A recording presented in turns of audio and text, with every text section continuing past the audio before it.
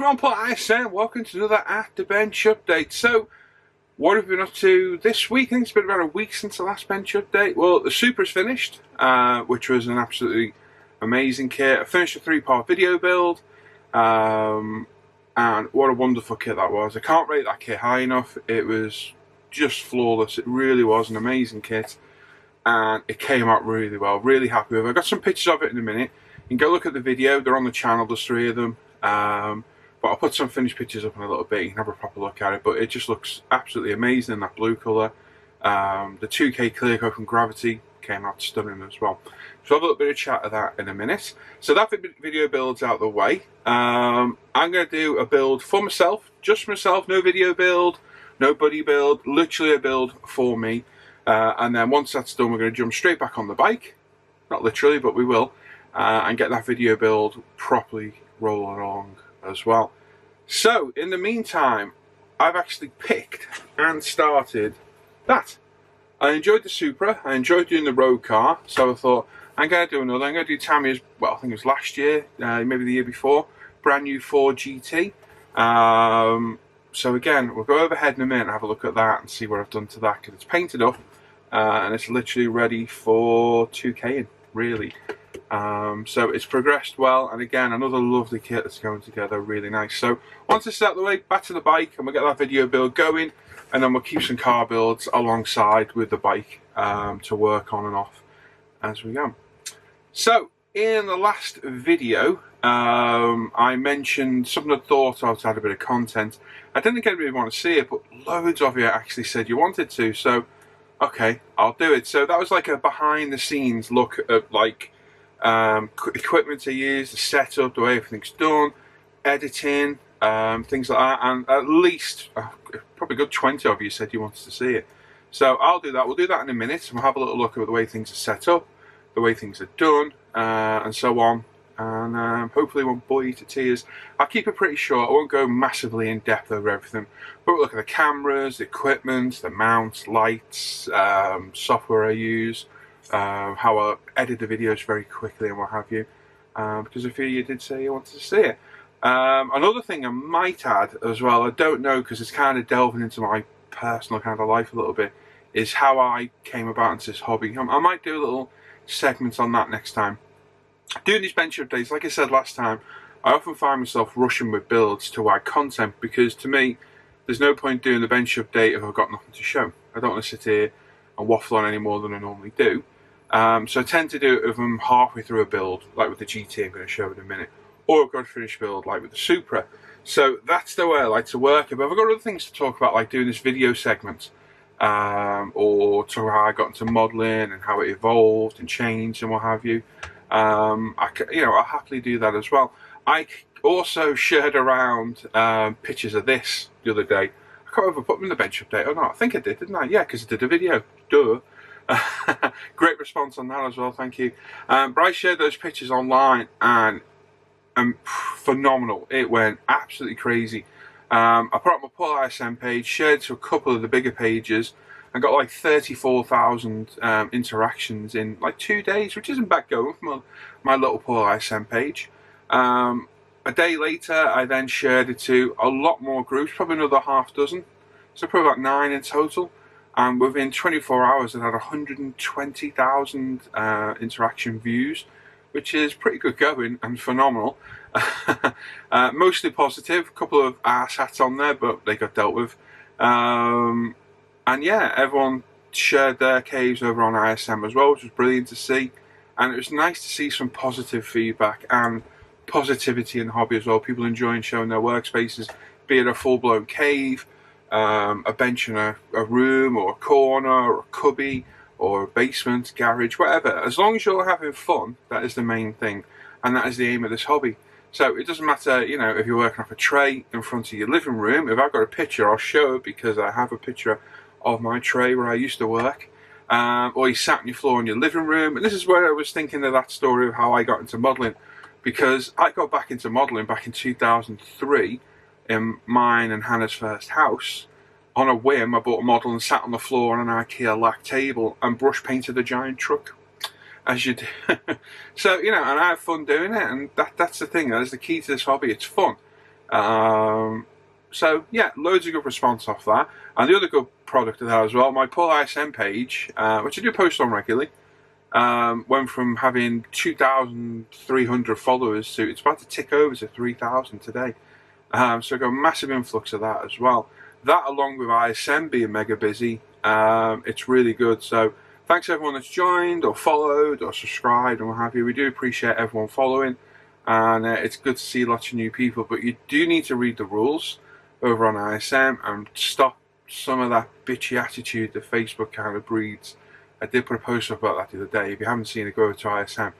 Because I just noticed some of that nasty nitpicking you see on other sites, and we won't tolerate it on ISM at all. You'll be gone in a flash, in a heartbeat, out the door. We want somewhere nice for people to post, where they feel safe by getting critiqued, or sly digs or stupid comments. So yeah, there's that too. So let me know your thoughts on that. I could also another thing. I could also show pictures of me building this, which I can't remember if I've done before or not. I've got some stills of when I built this. Not a massive one. I think I've got about 20 pictures of its progress as it went from a completely bare shell all the way through. Maybe I'll do that as well. Let me know what you think. But if you'd like to hear my little story of how I got into this, I can kind of talk about ISM UMP to a degree as well. Not ISM, UMP, sorry, to a degree, but that's getting a little bit more, yeah, might ruffle a few feathers, that one. So yeah, let me know what you think. And yeah, I'll just do a 5-minute segment on how I got into modelling and how it evolved and changed and genres and got to this today. Let me know what you think. Thanks everyone for these comments as well. It is absolutely spot on. I do like reading all the comments and replying to you all. It's good to see the interaction, and it does show that you're watching the videos to the end as well, because you answered the question of sticking on the end last time, which is good. Anyway, I've waffled on way too long. Let's have a look at the finished Supra, and then we'll come back and look at the Ford GT. So the Supra, Tamiya's brand new Supra kit. I reviewed it a few weeks back. It looked absolutely amazing, and I wasn't wrong at all. It fell together, absolutely beautiful, seamless body, which was just, yeah, can't fault it at all. Couple of bits to stick on. Other than that, really easy to put together. No complaints there. We primed it in UMP grey primer. Is then base painted a mixture of Tamiya LP 41 and 45, which was a 3-to-2 mix of 41 to 45, if I remember right. We then cleared it in the Gravity Spain 2K Clear, which came out absolutely sweet as a nut. A couple of spots of dust, as usual, but that can't be helped. And once that had been dried, I think I let it cure for about a week while I was working on other stuff. And we polished it with polishes, which will all become apparent soon, hopefully. And they are working absolutely amazing. I'm saying amazing all day long today. It's my word of the day, amazing. But yeah, the polishes and the compounds and our wax and spray are working really well at bringing these cars up. So stay tuned, they should be out soon. A mixture of AK Extremes, and let me think, trying to think of the metal colours. It must have been LP metals for the chassis. Interior is mostly semi-gloss black. We picked out the red accents with LP7 I think it was, on the seats and what have you, and amazing. Word of the day, the wheels, absolutely beautiful chrome out the box. They were left, and all I did was spray the black inserts with semi-gloss black LP5 from Tamiya, and we left those as they were, and they look great. So I really can't fault the kit at all. It's just beautiful. It came out really well, and I'm very happy with how it ended up. Right, so there we go. That's the Supra done. We'll have a look at the GT now. We'll go overhead and have a quick look. Then we'll come back and we'll have a little look at how I do these videos. Right, so this is Tamiya's Ford GT 24 scale. I think it was released in about 2018. This is going to be my next build, as I said. So nice box art, nice colours on the side, depicting all the different colours it comes in, with the different coloured stripes. We've already picked my colour. A little bit of info on the car there. I'm going to read it, pause it, and have a little look. And there's the colour listings, TS50, 29, and TS14 as well. But for us, we're going to use Gravity Spain, Ford Ruby Red. So it's a twin paint set. So we've got like a metallic, silvery, reddy pink base coat, well, undercoat. And then we've got a candy coloured base coat to go on top. So looking forward to trying this. And hopefully it's going to suit the car and look really well. So it's a brand new tool, well, not even a couple of years old now, so it should be a brilliant kit. In there we've got our body, which is moulded separately from its front and rear bumpers, side skirts, and the rear overhangs too. We come in close and have a look. You can see it's very well moulded. There's a couple of seams on there running along that window leading edge from the back to the front. But other than that, not really all that much to clean up on there at all. In the first bag, you can see a lot of the body components. So we've got our side. I kind of guess they're like outer wings, I suppose you call them. And then we've got our front rear bumpers and the inner body panels too. So it creates like an air duct through the body. Now, sadly, when I cut one of these parts off, one of them was a little bit bent and they need a bit of a clamp to get it glued in place. Everything else went on no problem at all, but beautifully moulded. No issues with the moulding process itself. And yeah, they glued together really well. Got all our running gear, engine detail here, some interior parts and what have you.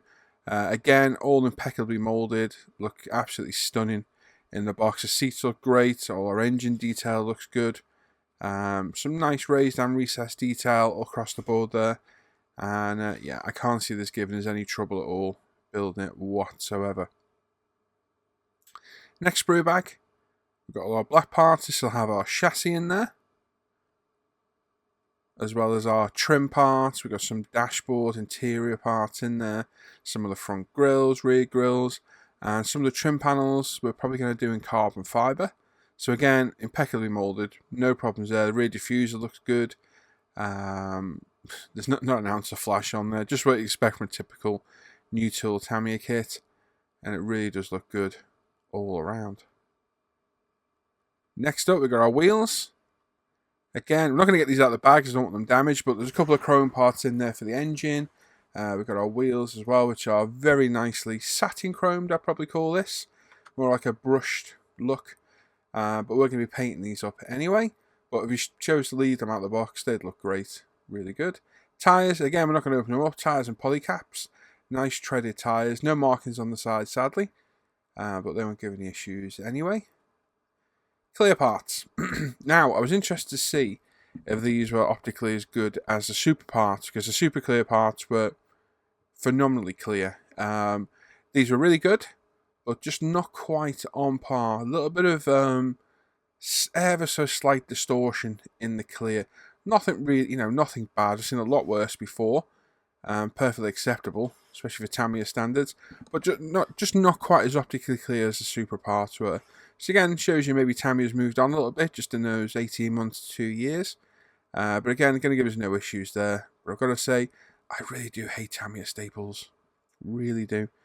Put the clear parts back in there for sake keeping. So we've got our decals now. So we've got our stripes for the roof, which we don't even end up using. I did put a little bit of a question up on Facebook about which ones to use. And then we've got our markings for the rest of the car as well. So you've got some grille decals there as well, lights, number plate, dashboard, and so on and so forth. And then 4 different colours for our stripes over the roof: black, silver, red, and white. So again, nice decals, nice colours should you use them.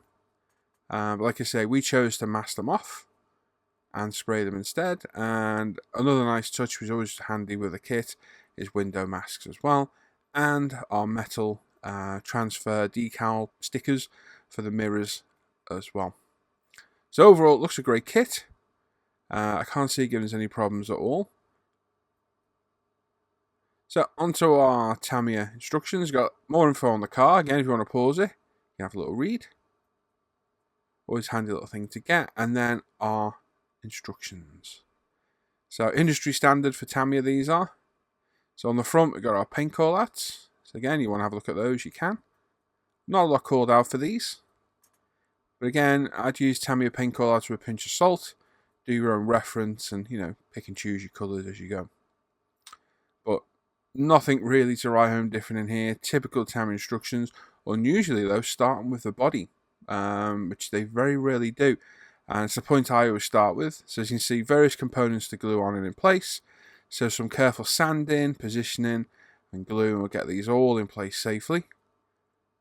And pretty much trouble-free gluing it all together, as you'll see in a minute. And again, moving through the process, getting all the body done.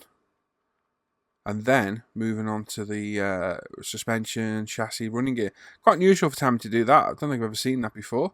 But as you see as you go through, it's just typical Tamiya instruction book. Clear, concise, no confusion there at all. They are probably the best instructions out there, I would say. And on the back, we've got our colour and decal callouts, and that's it. So this is where we're at with the build now. It's come on really well. Very happy how this looks. It looks absolutely stunning. It was primed in UMPY primer. The body went together with no real issues. I had a little bit here. It was a little bit warped. So yeah, a little bit of clamp and a glue. It was fine. But other than that, went together really well. It's a beautiful looking car. Primed it UMPY primer. We then base coated it in the first part of the Tricoat Ruby Red box set from Gravity Spain. So that was like a metallic pinky red base coat. So I had about 5 coats of that through the apex at 18 psi with the 0.35 needle. We then left that dry for an hour or two and then came back with the base coat, which was a candy colour red, nice thin paint. And again, we gave 5 light coats of that and got that absolutely glorious colour, which is absolutely beautiful. It really is. It's going to look so nice 2K to think, and we're going to do that in the morning tomorrow. So hopefully there'll be some pics up tomorrow of it, all nice and shiny, looking really good. Now, the stripes. The kit came with decals of silver, black, red and white. I did ask everyone on Facebook. Looking at it, I decided to mask them. There's a few pics of it being masked up. I use Azu 1mm and 2.5mm tape. The gap in the centre is 1mm and each stripe is about 5.26mm. I stuck to 5, so use the 1mm Azu tape for the centre, 2 pieces of 2.5 Azu to get the gap, and then put a piece at the edge to get our distance there as well.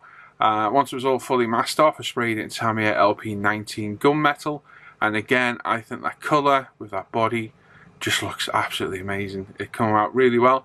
Definitely my word of the day, amazing. But yeah, I'm very happy with that colour. Also done the wheels in the same colour as well. So these should contrast well together with the body colour. And it's going to look good, this. I'm very happy with it. Really enjoying these builds. These are just builds I'm picking up. Not really thinking about them, thinking, yeah, I want to do that. And really, really enjoying them. It's a massive mojo builder. So glad to be at this. So I've not done anything else to the kit. I'm going to start on the chassis and the running gear later on today. And like I said, we're going to 2K that tomorrow and get it all nice and glossy. So the next bench update, hopefully you should see this finished. But that's that. There we go. So there we go, to where we are with the 4GT. Again, looks another phenomenal kit from Tamiya. It does look really good and it's going together well. The body went together well. And hopefully we're going to get another decent finish off this one as well. Going to 2K it in the morning. So fingers crossed that'll go okay.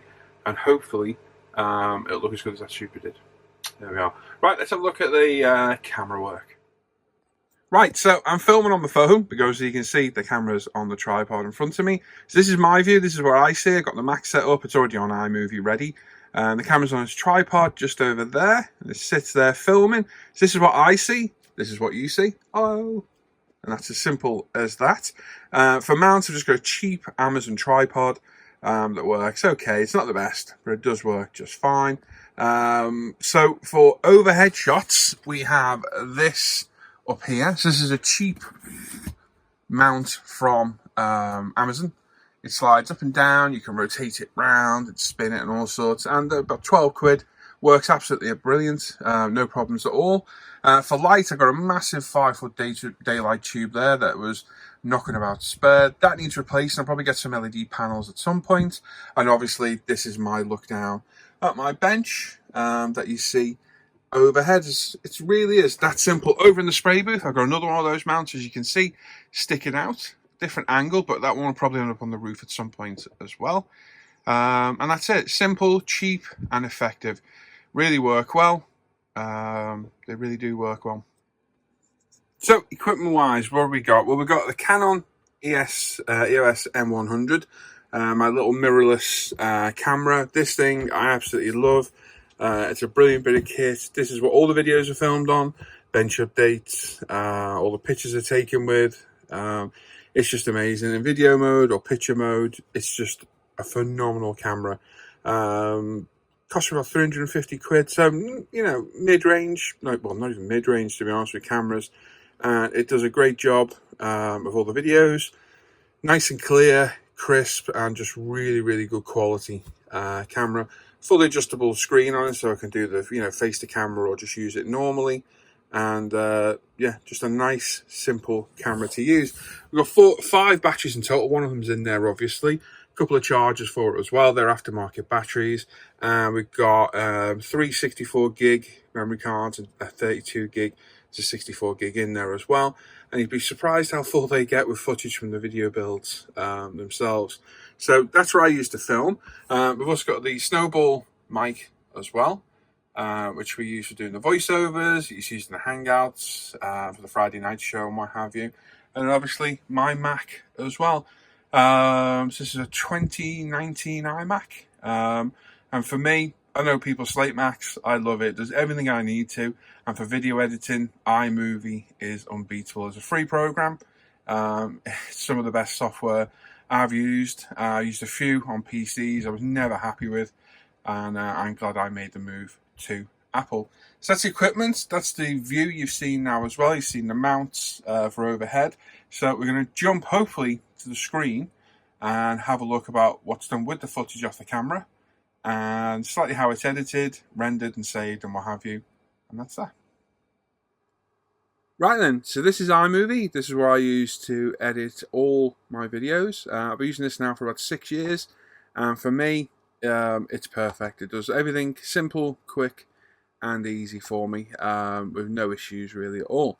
So this is a completed video. This is the last part of the Supra build. You probably saw it the other day. So ignore the sounds because it is going to make noise as I scroll through because it does the sound as you scroll. But that is a completed video there, as you can see, all the way along, all the different segments. Right to the end, the outro, pictures, and my outro. So when I'm finished with the camera filming, SD card in the back of the machine, and you get to pick all the segments you want to use, and they end up here. So all this here is footage for the last part of the Supra build. So we've got videos there that range from 30 minutes, 6 minutes, 7 minutes, 18 minutes, and so on and so forth. And with this video, I ended up with about 4 hours of footage. So I've got to sift through all that and try and get a video that's around 30 minutes long. As you can see, we're 38 with the intro and outro and what have you. But try to keep them 20 to 30 minutes if I can. Because I don't want them running over, because even I get bored watching videos that are longer than that. So these are all the segments. So a raw segment, they're dragged down here and then edited into what we've got here. So if I make this smaller and scroll back, we go on the bottom, you can see the amount of edits and segments I've gone through. Quite a few to make the video. So as you can see, these are all filmed mostly in Hangouts with the guys, so I don't need the volume on because I voice over, and this is the voiceover here as well, down the bottom. So I'll show you quickly how it's done, just very quickly, because I don't want to bore the living bejesus out of you doing it. So we go to the end, I'll tag a bit on the end, and we'll have a little look at what we've got. So we'll do that bit there. So this is a 24-minute segment. So it's dragged and dropped in there. The volume is instantly turned down because, as you can hear, there's music playing in the background as I'm modelling away. So first of all, I'll knock the volume down. I then have to orientate the picture because the camera films upside down the right way. And then what I'll do is I will scroll through looking for parts that are, you know, relevant to what we're showing. So like there, we're showing the gluing in of the center segment of the wheels. So I'll find the piece I want. So I would start from, say, there, and I'll right click, split the clip. That leaves this bit that we don't need, so we can delete that.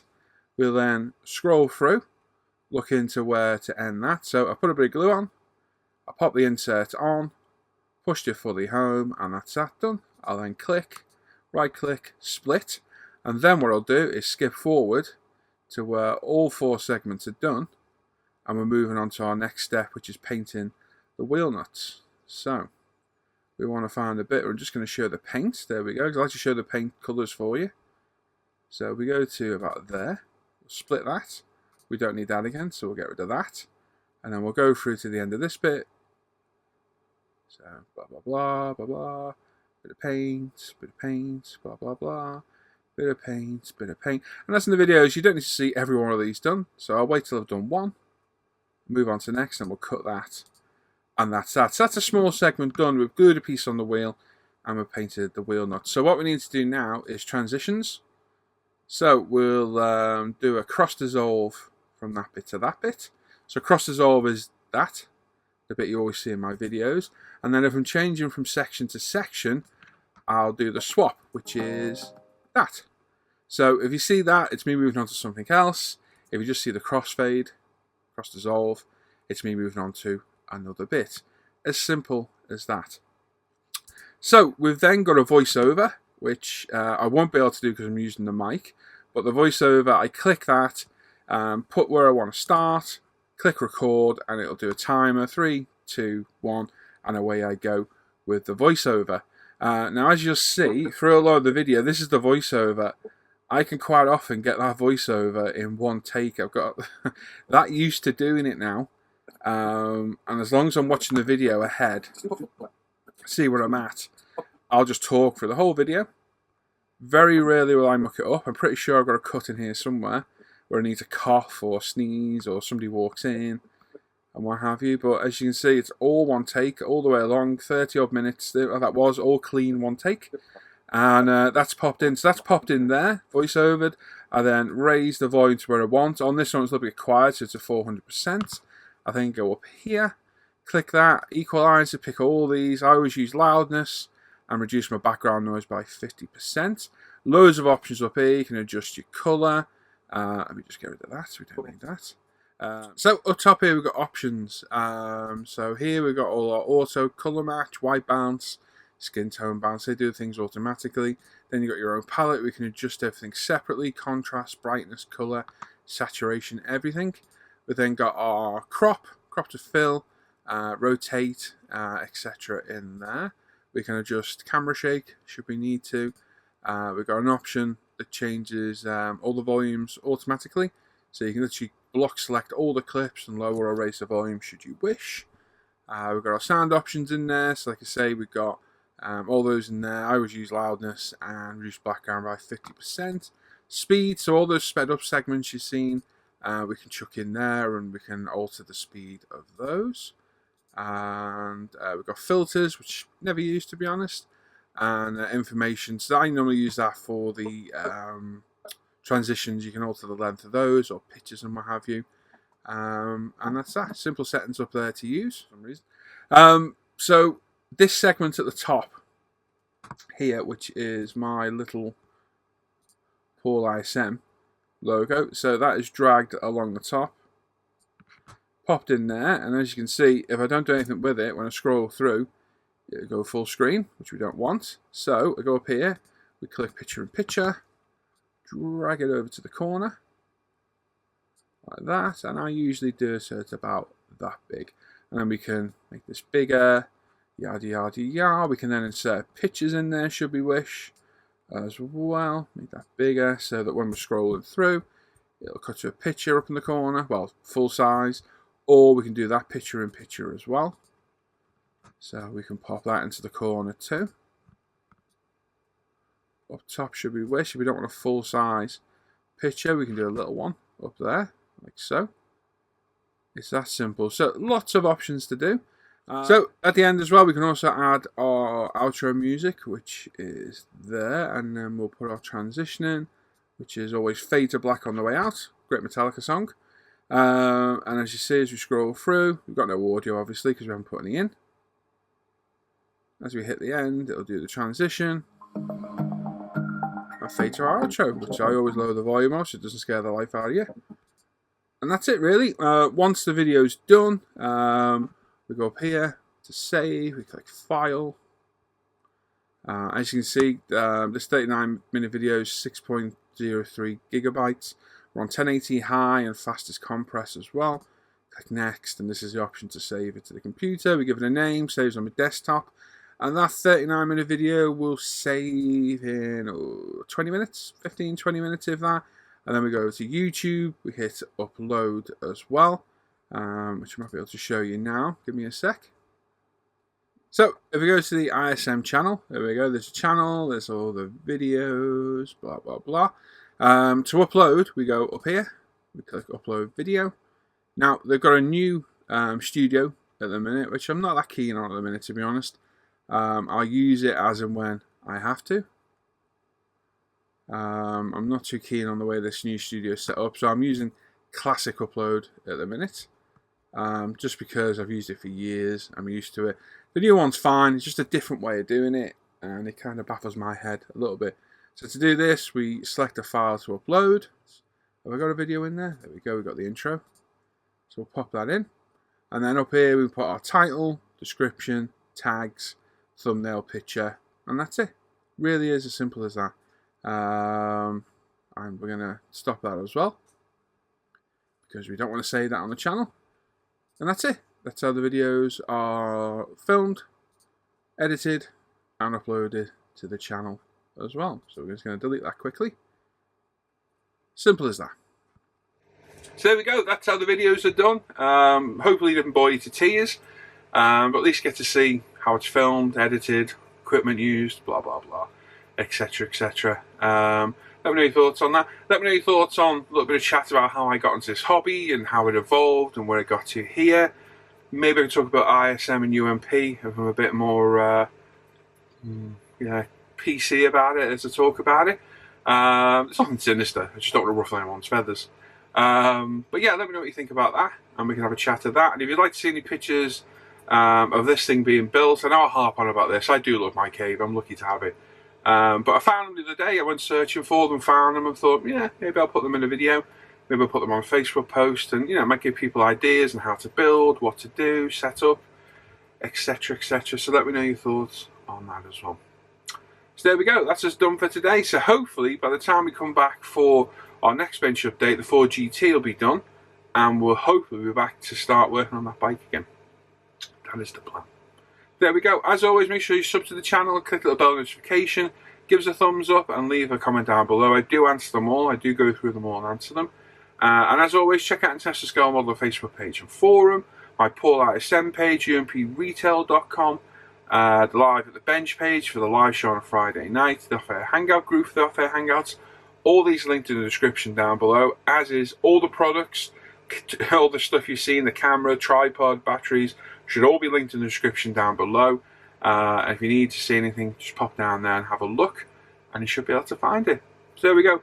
Hope it didn't bore you to tears today. I'll catch you all next time. Take care. Bye-bye.